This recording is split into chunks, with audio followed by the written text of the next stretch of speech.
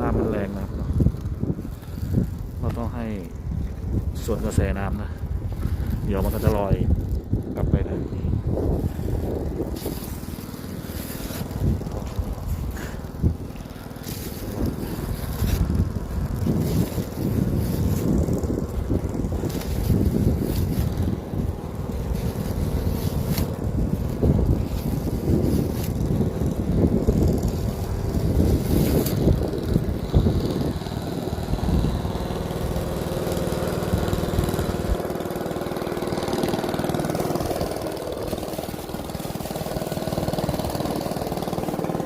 จะไหลไปนะปลาก็จะไปกินอยู่ประมาณตรงนู้นนะ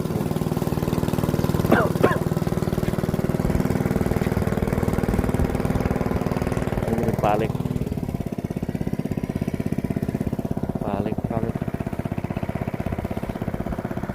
นะน้ำมันแรงนะ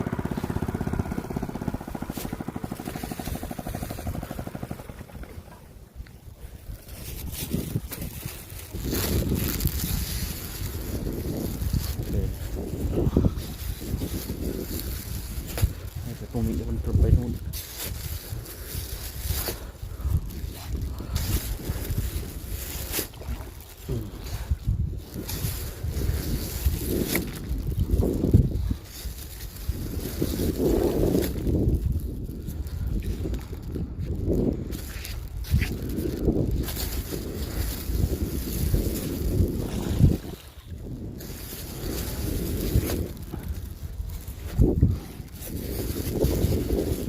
มาแล้วนะ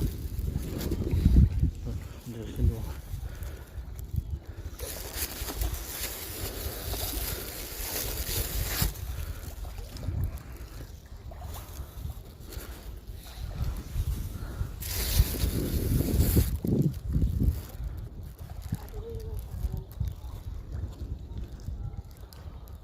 บรรยากาศเริ่มจะมืดแล้วพระอาทิตย์เริ่มตกดินแล้ว